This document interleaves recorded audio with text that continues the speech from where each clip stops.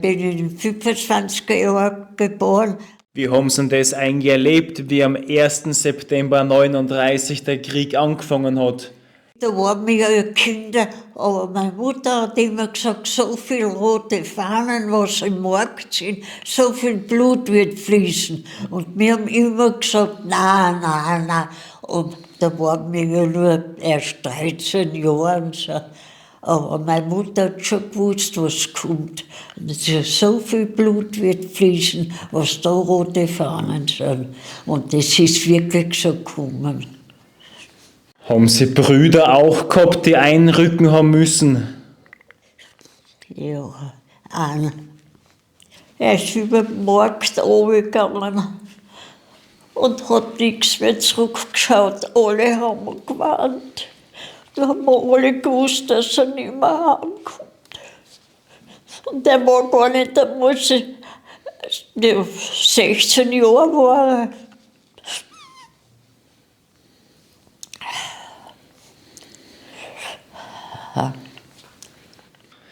Was hat denn die Welt von damals gelernt? Nix. Gar nichts. Tun wir jetzt wieder. Wir haben es überstanden, aber wer weiß, was für die Jugend kommt. Mein Gott, noch. Danke, dass du als regelmäßiger Zuseher eine so große und wertvolle Stütze in unserem Friedensprojekt Lebensweisheiten von 100-Jährigen bist. Insbesondere in diesem Interview gilt der große Dank der Volkshilfe Steiermark, die dieses Interview mit dieser 100-jährigen Zeitzeugin ermöglicht hat. Ein großes Danke an Sie alle. Danke. Danke. Ich bin der Daniel Bleunig, bin Begründer des Friedensprojektes Lebensweisheiten von 100-jährigen Menschen und bin diplomierter Gesundheits- und Krankenpfleger. Und genau diese wertvolle Zeitzeugengeschichte für den Frieden wirst du heute bekommen. Darf ich fragen, wie jung Sie sein? Ja, 100. 100 Jahre. Ja, ein bisschen drüber. Am 29. September 25. seien Sie auf die Welt gekommen. Ja, Und wie fühlt sich das jetzt an, 100 Jahre zu sein? ja, habe ich eigentlich nicht nachgedacht. Hätten Sie das geglaubt, dass Sie so alt wären? Nein, habe ich nicht geglaubt. Weil Sie sind ja 1925 auf die Welt gekommen. Ja, 29.09.25.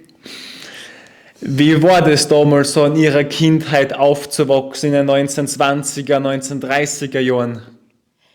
Die ersten 4 Jahre waren sehr gut, weil ich stamme von einem großen Bauernhof. Aber da waren dann so viele Kinder, dann ist alles auseinandergegangen. Die haben gestritten. Und meine Mutter hat dann auch einen armen Menschen kennengelernt, der war früher hat man gesagt, ein Findling.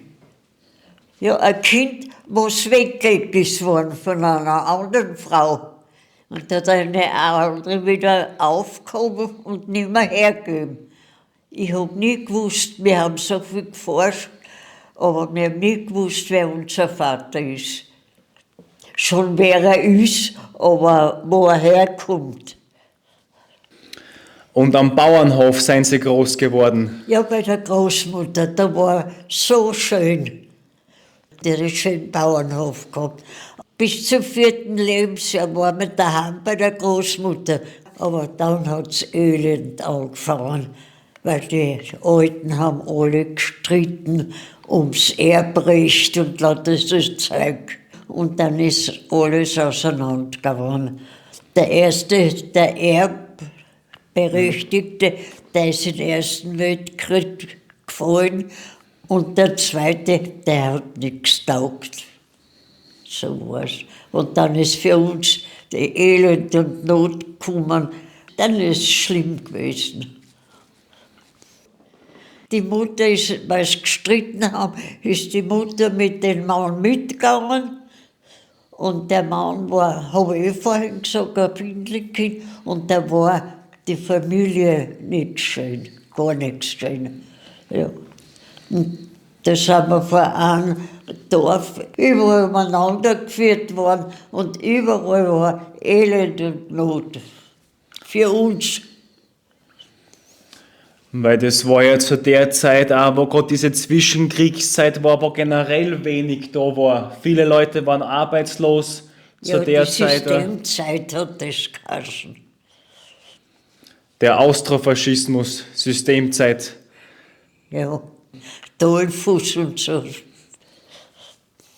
Mit dem Dollfuß, wo der Dollfuß auch ermordet geworden ist. Ja. Und dann, wie der Hitler gekommen ist, 1938. Ja, die erste Zeit, also waren alle, weiß ich wie, dafür. Meine Leute eigentlich nicht, weil die waren sehr religiös. Weil ich stamme von einem Bauernhof und da waren die Leute alle religiös und so. Aber dann ist ja der Krieg gekommen und dann war es schlimm. Weil die Begeisterung war vielleicht zuerst, Ja. weil so viele Arbeitslosen vorher Ja, waren. Die Leute ja. ist schlecht gegangen und dann kommt wer und verspricht an das Goldene vom Himmel vielleicht. Ja. Wisst ihr, in der Systemzeit sind die Straßensänger gewesen. Für uns Kinder war das ja was Schönes, aber dann, zuerst kriegt man das ja nicht so mit, aber dann in den 30er Jahren, dann haben wir das schon mitgekriegt. Wie hat denn das mit der Propaganda ausgeschaut beim Hitler? Mit der Propaganda? Ja, die haben Propaganda gemacht, überall. Und die waren die Besten. Und alle Ausländer waren blöd bei denen und lauter so Scherze. Und hinterher haben wir oft gedacht, wie war das nur möglich, dass die das so gesagt haben? Die sind blöd, zum Beispiel die Rumänen oder die Italiener, oder alle waren es dumm, aber die blödesten waren die Nazis, ganz ehrlich gesagt. Ja, Inwiefern hat es denn da so Meinungsfreiheit gegeben, dass man sich da frei... beim Hitler gar keine. Da hat man nicht einmal denken dürfen. Da waren sie immer hinterher. Was hat denn der gesagt, was hat denn der... Nein, das war elendig, war das. Ja. Haben Sie da Leute gekannt, die sich so frei geäußert haben, die dann verfolgt geworden sein oder eingesperrt geworden sein? Haben Sie da Leute gekannt? Ja.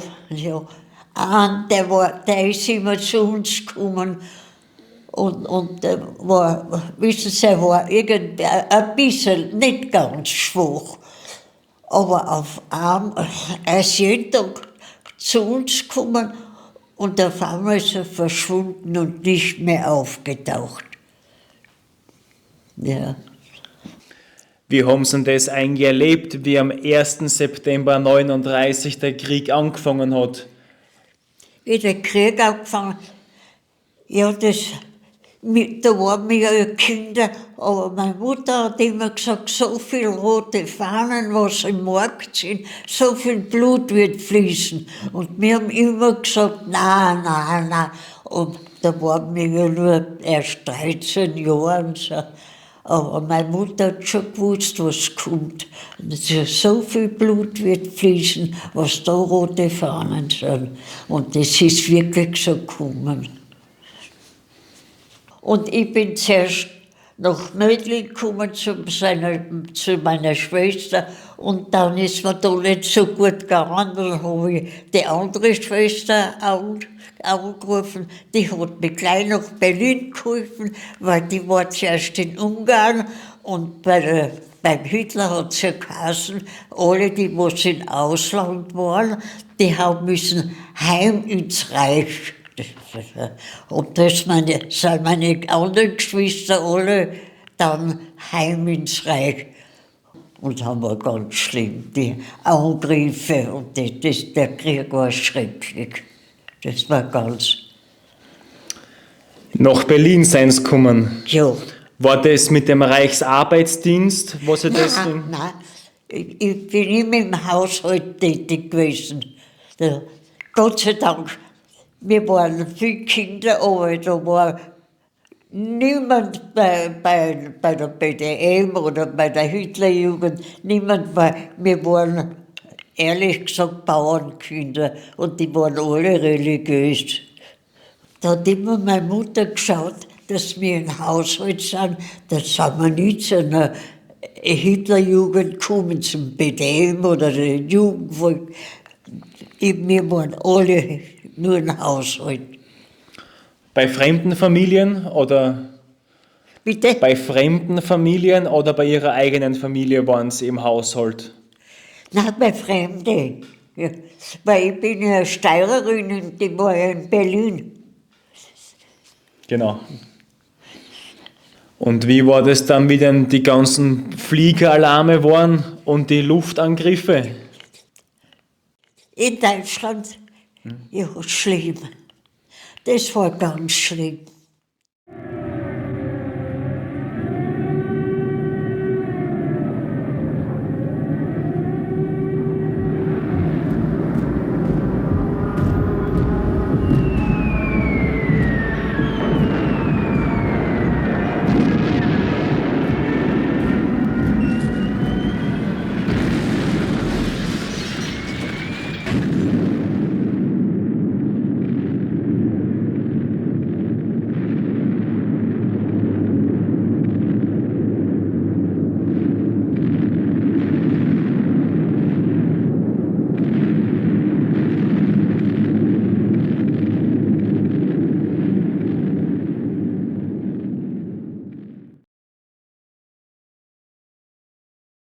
Einmal, aber auf das muss ich denken, da haben wir so einen schönen Angriff gehabt und hinterher sind dann die Leute gekommen, die anderen haben gewarnt und die anderen haben sich gefreut, weil sie haben können einen Engländer abschießen.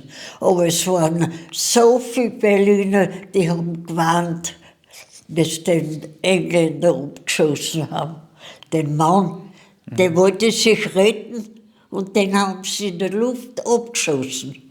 Und da haben viele Berliner so viel gewarnt und andere haben sich gefreut, ja, aber das waren die Nazis. Ja. Und dann haben wir die Straßen haben brennt und es war furchtbar. Es war ganz schlimm. Das kann man gar nicht mehr so erzählen. Wie oft oder wie lang hat man da oft Zeit gehabt, wenn die Sirene gekommen ist, dass man in den Luftschutzkeller kann? Wie lang hat man da Zeit gehabt? Da muss ich Ihnen was Komisches sagen. Wissen, ich war ein bisschen außer Berlin und da haben die Leute alle schon Hühner und Gänse schon geschaut.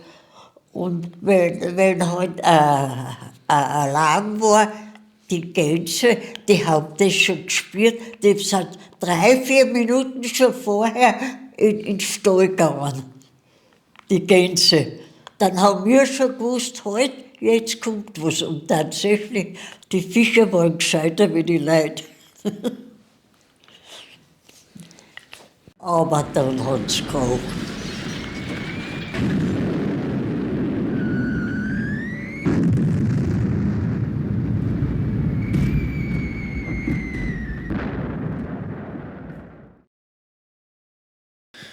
War das fast jeden Tag, dass so Fliegeralarm war? Hat es einmal 2-3 Tage gewesen, wo nichts Ja, war? zum Schluss gestanden. Ja. Wie sie da angefangen haben, in das Hamburg so schier bombardieren, da ist in Berlin auch jeden Tag gewesen. Und Sie waren die meiste Zeit im Luftschutzkeller. Ja, Im Bunker. Da war einmal schlimm, da haben sie die Nazis einen großen Luftschutzkeller gebaut und dann ist ein Angriff gewesen und der ist nicht mehr aufgegangen und alle, was da drin waren, sind gestorben.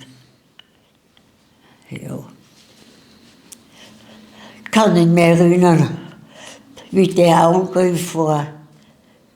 Die Straßen haben brennt und die Azalenbäume, die waren ganz nackig, kein Blatt mehr drauf.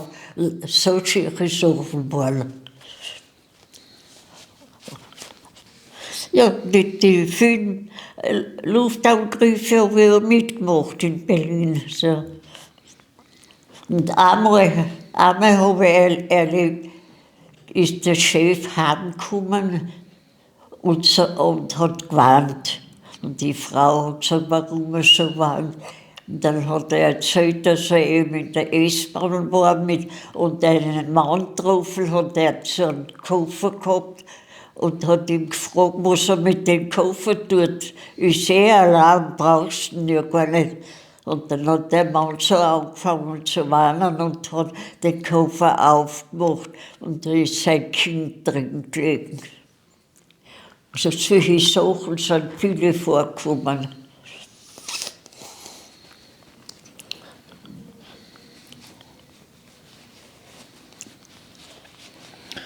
Haben Sie da oft auch geholfen in Berlin bei dem Ganzen, wenn dann zum Beispiel Bombenangriff, der fertig war und alles und so viel war zerstört, da haben Sie oft geholfen, auch vielleicht noch Menschen zu suchen? Zu suchen? Ja, wenn zum Beispiel unter Trümmern irgendwer jetzt... Nein, ich nicht, weil ich war ja damals auch 19 Jahre.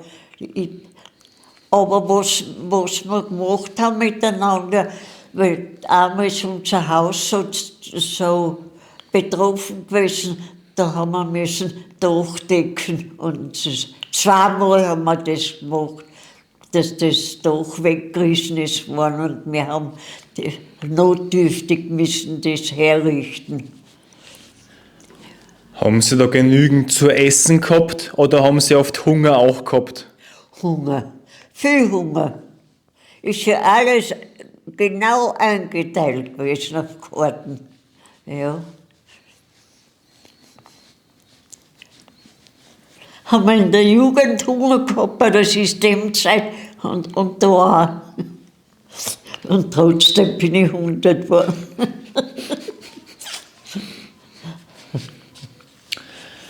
Und wie ist es oft gewesen? Weil das stelle ich mir ja schwer vor, gerade wenn man schläft und man ist vielleicht gerade zur Ruhe gekommen, dann kommt vielleicht der nächste Fliegeralarm.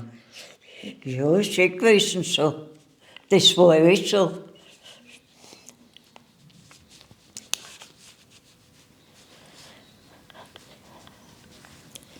Schlimm war ja auch, dass der Bunker, wo die Leute reingegangen sind, dass der nicht mehr aufgegangen ist und dass alle Leute gestorben sind. Das war ganz schlimm auch. Wie viele Leute waren da drinnen in dem Bunker? Das weiß ich nicht ganz. Erzählt haben sie halt, wie wir so reingegangen, der war ganz viel, war ein Riesenbunker. 1000 Leute, 100 Leute? Na, 1000 nicht, 100 schon. 100 leicht.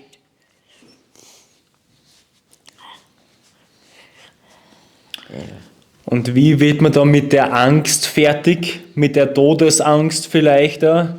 Ständig da? Komisch, ich habe keine Todesangst gehabt. Wie einmal der schwere Angriff war, habe ich nur laut gerufen, so, Mama, jetzt komme ich nicht mehr heim. Das war alles.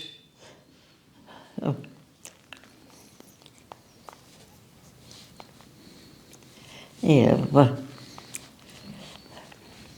Und da war Ihre Schwester war draußen in Berlin und Sie? drei Schwestern waren wir. Drei draußen. Schwestern? Ja, ja. Eine war Krankenschwester und die andere war auch im Haushalt und ich war auch im Haushalt. Haben Sie das irgendwie mitbekommen mit der Judenverfolgung, mit dem Holocaust? Durchs Radio haben wir mitgekriegt. Und erzählt haben sie auch. Und bei uns haben sie auch einen armen Menschen ins Lager geholt. Der ist nie mehr gekommen. Das war nichts. Die Nazis waren ganz, ganz schier. Haben Sie da gewusst von den Konzentrationslagern? Hat man das gewusst? Ja, haben sie dann erzählt. Ja.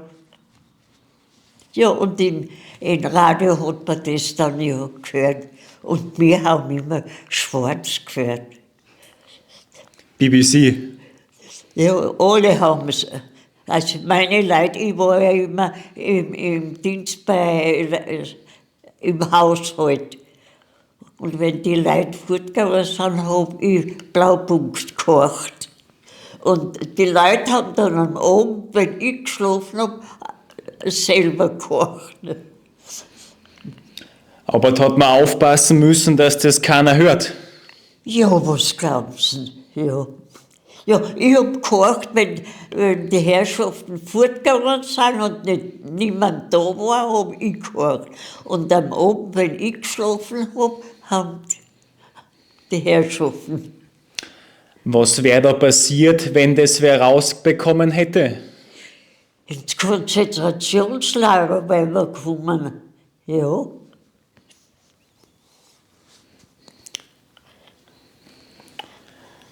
Seien Sie da öfters hin und her gefahren zwischen Berlin und Ihrer Heimat? Ja. Ich habe sogar den blöden Hitler gesehen, der ist in Mariahof, das ist in der Nähe von Neumarkt. Da ist der Zug ganz langsam gefahren und da habe ich den Hitler gesehen und wissen Sie, was ich mir gedacht habe?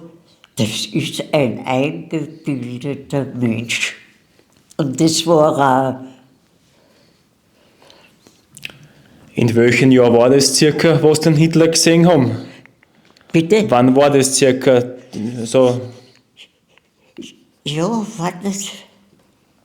Wie alt war ich denn da? Ich weiß nicht, das so genau weiß ich nicht. Ich weiß nur, dass die Leute alle Hitler schauen gegangen sind.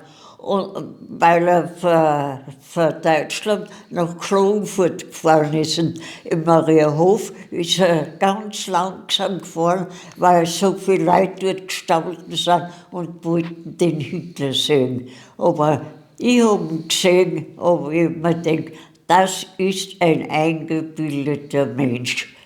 Der war mir derart unsympathisch. Ja, nicht nur mir, anderen auch. Ja.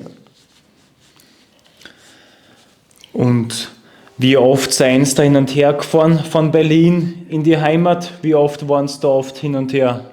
Ja, 3-mal schon. Bin ich Urlaub heimgefahren, ja. Wie war das dann? Waren Sie auch noch in Berlin, wie dann die Russen gekommen seien? Nein, da war ich dann hat mich meine Mutter nicht mehr rausfahren lassen. Und da war ich dann in Judenburg, da habe ich damals noch für die Nazi aus müssen als Strafe nach Judenburg gehen, weil wenn ich dort nicht hingehe, dann wissen sie wo sie hinkommen, hat mir die Frau in Murau gesagt. Und da war ein furchtbarer Angriff auch. Das war ja zum Schluss in Knittelfeld. Das war ganz, ganz schlimm. Das hat in Judenburg noch so. Knittelfeld ist ganz schlimm bombardiert worden. Und welche Strafe haben Sie da bekommen, weil Sie das gesagt haben, weil Sie nicht mehr nach Berlin rauf sind? Sie wissen wo sie hinkommen. Wenn sie nicht das machen, was die wollen, dann eine gewisse Frau Schuster gesagt, sie wissen eh, wo sie kommen, wenn sie das nicht tun. Weil Hat man da gewusst, wer so ein Nazi war und wer ein Gegner war? Hat man das so erkannt in der Bevölkerung? ja, ja. Aber die waren dann keine Nazi mehr. Da hat es keine mehr gegeben. Und dabei waren es die meisten dabei. Wir haben das Glück gehabt, habe ich schon mal gesagt, weil die Bauern, weil wir Bauersleute waren, die Großmutter hat einen schönen Bauernhof gehabt und die waren alle religiös.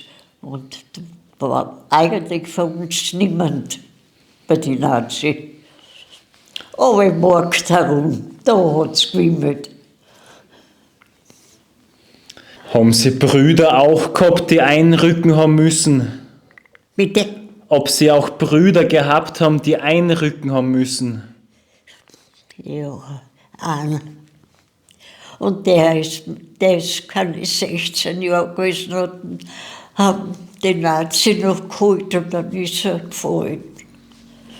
In Polen.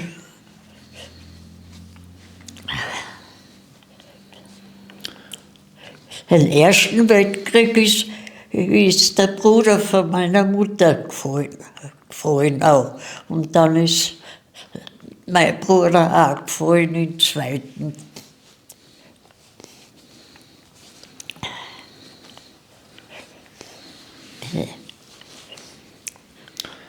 Waren sie da zu Hause, wie er eingerückt ist, der Bruder?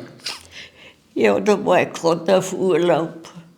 Und ich war so krank und der ist sofort.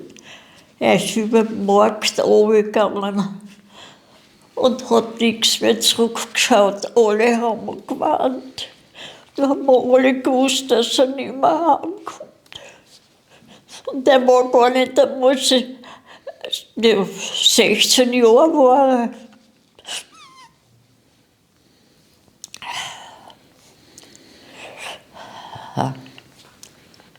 Die Nazis haben alle zum Schluss, haben sie alle die Jungen wie sagt man, bei uns haben wir immer gesagt, haben sie alle reingehauen im Krieg. Und das war ganz, ganz schlimm. Die Buben, ich kann mich nicht erinnern, dass einer heimgekommen ist. Die Buben sind alle gefallen, die mit mir Schule gegangen sind und so auch. Nein, da ist keiner heimgekommen.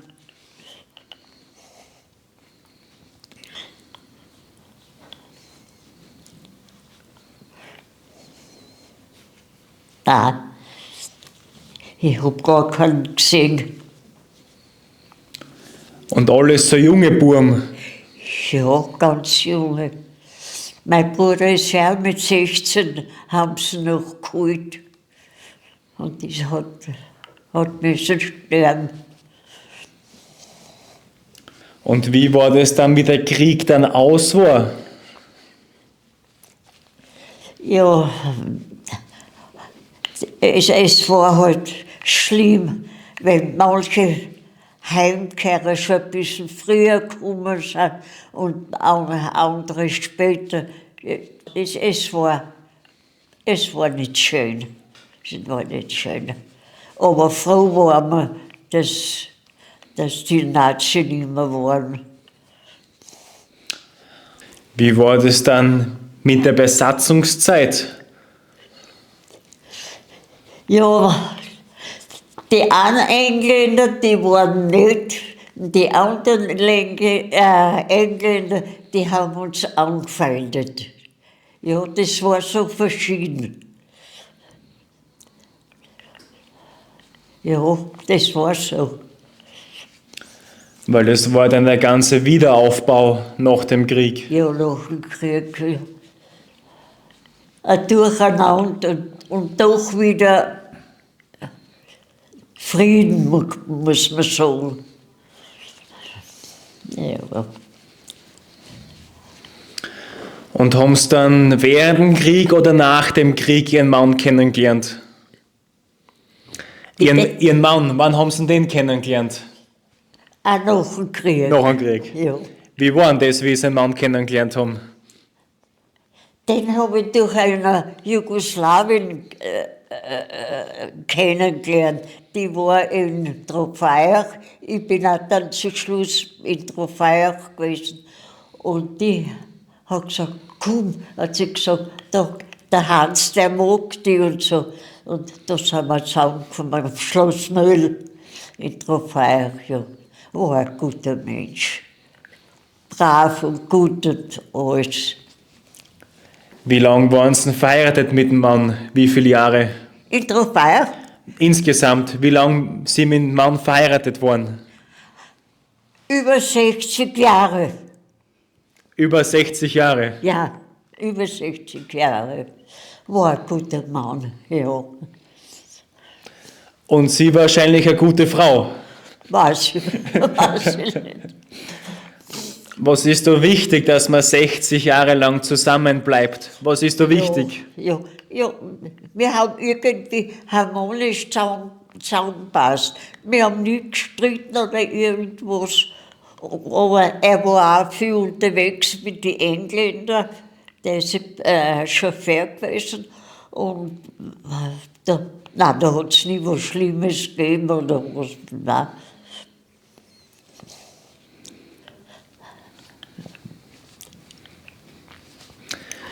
Inwiefern ist denn dann so nach dem Krieg über das alles geredet geworden? Über die Kriegszeit, Nazizeit? Ist da viel geredet geworden oder weniger dann? Da war ja niemand mehr Nazi. Da hat keiner was geredet. Ich war nicht und der war nicht. Und, das war so. Ist alles irgendwie unter den Tisch gekehrt geworden? Ja.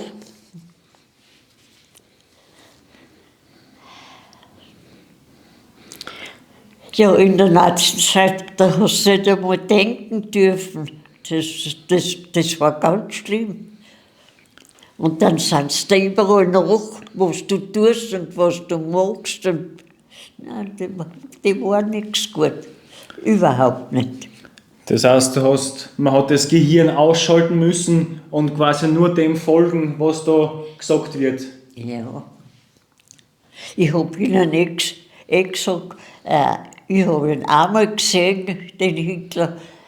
Da habe ich mir gleich gedacht, das ist ein eingebildeter, blöder Mensch. War er. Wie geht es Ihnen da so, wenn Sie das alles mitverfolgen, zum Beispiel im Fernsehen oder im Radio, dass das jetzt wieder so anfängt? Ja, Angst. Angst um die Jugend vor allen Dingen.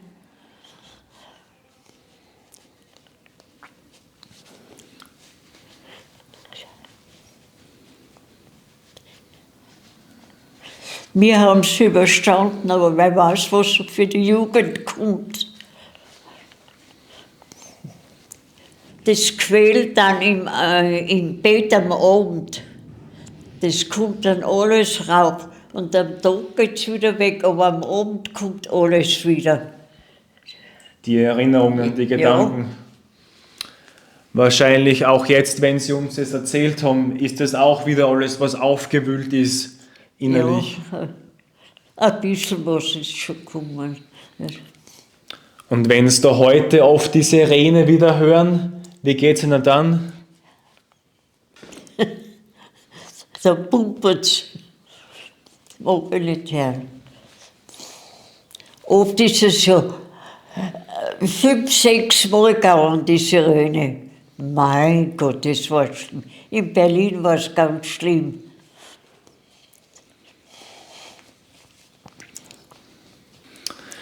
Was können wir da tun, dass wir das Ruder irgendwie umreißen können? Mit allen Menschen versöhnen und gut sein.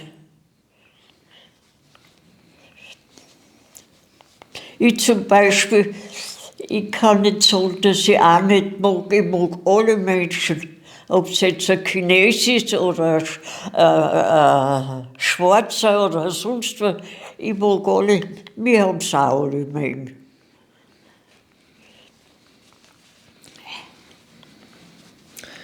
Was ist wichtig im Leben? Was wichtig ist, Offenheit, Ehrlichkeit, ja, Ehrlichkeit offen und keinen Krieg anfangen. Nie mehr, aber sie tun ja jetzt schon wieder blöd.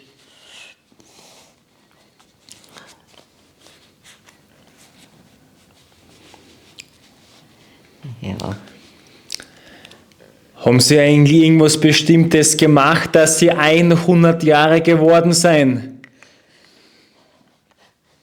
Nein, eigentlich nicht. Wir haben als Kinder, zuerst ist es uns gut gegangen und dann habe ich ihnen nicht gesagt, haben sie gestritten, die Geschwister von der Großmutter. Und dann haben wir nur von der Natur praktisch so gelebt. Nur von der Natur, sonst haben wir nichts mehr gehabt.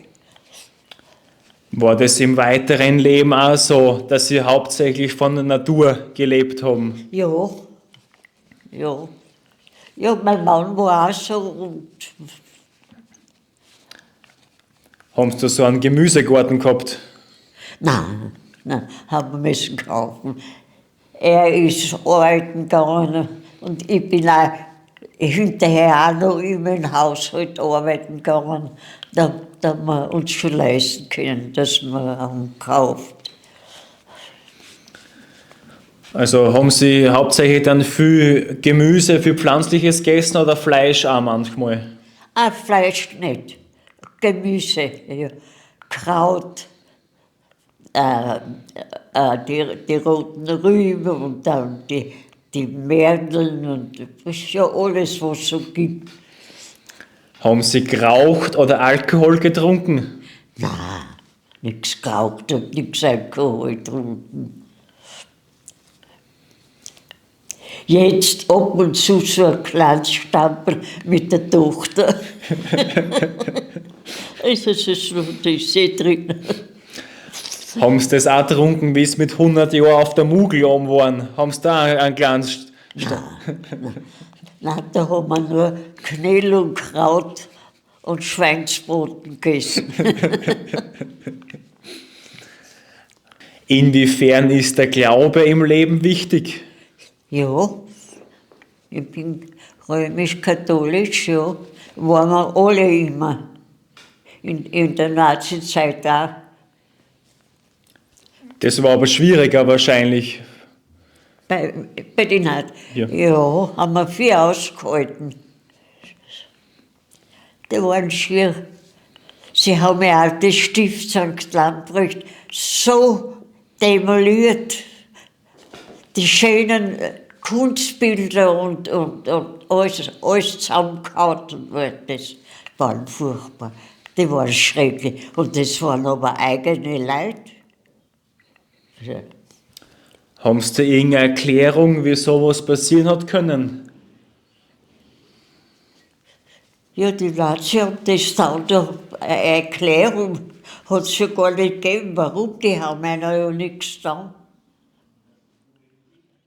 Was ist der Sinn im Leben?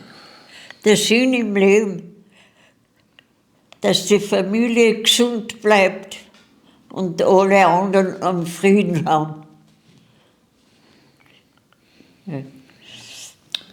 Und was wünschen Sie sich für die Zukunft?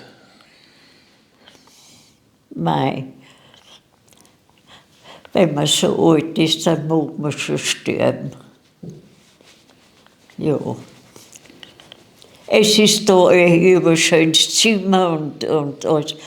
Aber manchmal, da möchte ich einschlafen. Mag ich nicht mehr denken. Was glauben Sie passiert nach dem Tod? Ich denke viel nach. Einmal glaube ich das und dann glaube ich wieder das. Und dann suche ich mir immer das aus, was natürlich ist. Alles glaube ich nicht. Haben Sie irgendeinen Wunsch für die Welt, für die Zukunft? Ja, Frieden.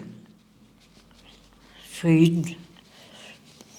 Und dass allen gut geht, ob es jetzt rot, schwarz oder weiß sind, alles, wie es von mir aus gut geht. Mein Gott, noch. Nur kein Krieg mehr, nichts, gar nichts und keine schlimmen Leid mehr. Nie wieder, aber. Mein Gott, im Himmel.